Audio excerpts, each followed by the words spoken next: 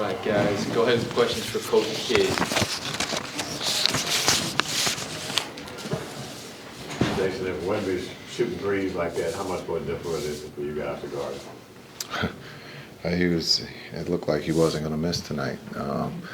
He was 5 for 5 from the three, and I think he only missed one from the floor at one point. But he was really good on both ends, and we know that he's one of the best players in the world. But I thought the group stayed together, even though with him being able to make every shot, I thought, again, in the second half, the guys fought. A lot of big effort, a lot of big game for Max Christie and Najee and Cooper and Gaff. I thought Gaff was really good tonight. Yeah, what adjustments did y'all make in the second half to hold him to 9? He was a little human there. So understanding, you just got to try to keep, be physical. Understanding he might make some shots, but he also can miss some shots. So you can't give this group second opportunities. I thought in the first half we gave too many offensive rebounds to them to give them another chance at it. So I thought the group did a good job. They were fighting, played hard, and we were in the game. And we got it down the floor with the ball, and we just couldn't convert. Cooper and Najee combined for 64. What have you seen about their on-court chemistry and evolving and Cooper's ability to kind of microwave that relationship? Yeah, I thought, again, Najee's been doing it for us, especially with the injuries we've had. He's stepped up. He's played point guard. He's run the offense. Tonight he was big. He was attacking, making the three, and then also being able to finish. And then he also got to the free throw line. But this is who he is. We've asked him to do a lot, and he's responded in a positive way. And then Coop has been doing this at a high level here for a while. So, again, to be able to put up 30 against a really good defensive team is very impressive for a rookie. Jason, when you guys got Anthony Davis a year ago, I don't think anyone would have imagined he'd play 29 games. How do you just look at his tenure as a Maverick? It was unfortunate, just health.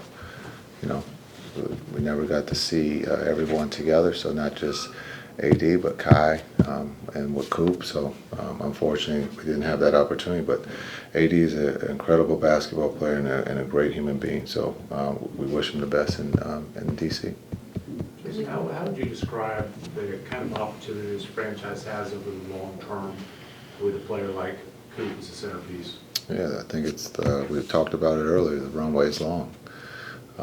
He's 19 years old, and he's developing, understanding the NBA game, the schedule, the physicality, and so his game, is very impressive. And so now it's for us to find those pieces that fit, and we believe we have some of those pieces already.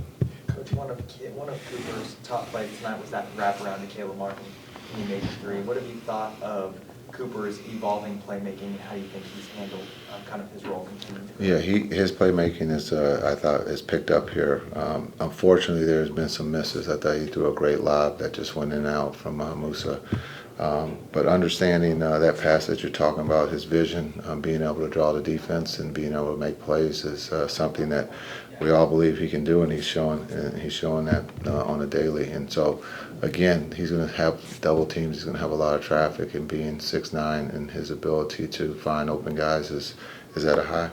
We've heard a lot about just how he's kind of a sponge and able to retain it and then kind of implement it the next night. What part of his process do you think allows him to be able to do that? Is he just the most coachable guy? Does he ask all the right questions? Is he a film room junkie? Like, what have you seen that process be like for Flack? Well, when you talk about all those things, he's into all of them. Film, he's coachable. You tell him one thing, and he can add it. And so, for a 19-year-old to be able to do those things is really special. And he's about, again, as we talked about before the game, he's only about winning, and that's what makes him special. And so, understanding he's all about helping his teammates and helping the team win. And again, he put us in a position to come back and find a way to win. Unfortunately, we came up short. Jason, how big was that three by Fox with about 124 to go? Put him up by 8 points. It was big. He had some good looks, and he made the big ones going down the stretch. I wondered if you'd had a chance to talk to Anthony after the decision was made, because as you said, you look forward to coaching him and never really got much of an opportunity to do that? Yeah, talked to him after it happened, and we just talked about understanding the business, and that wish him and his family the best.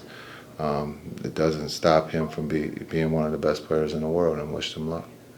Earlier this season, you talked about there being quote-unquote two timelines. You said there was one timeline. How do you go from a team that was competing for championships in the finals and now you're going into somewhat of a rebuild? Yeah, I think when you look at the reset, I think just being able to look at what we have, and we believe it's always been one timeline, and that's to find a way to win and develop, and that nothing changes. We're trying to find a way to win, and we're developing. And so, and hopefully those two things match at the end of the day to win a championship. Coach Kidd, Daniel Gafford has now had double-digit scoring in 4 of the last 5 games. What's led to this recent resurgence for him? Well, I think he's feeling better, but I think also just trying to find a way to get him more involved.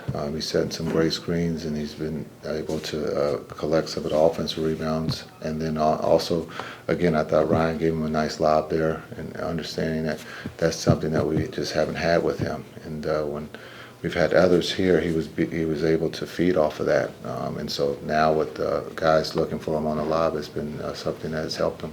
With him having multiple dunks tonight, what is when he's playing with that explosiveness and when he's playing with that energy, what does that do for you guys? Yeah, I think, again, it's big. We need that energy, and he's been able to give it to us here of late, and we're going to need it until the break.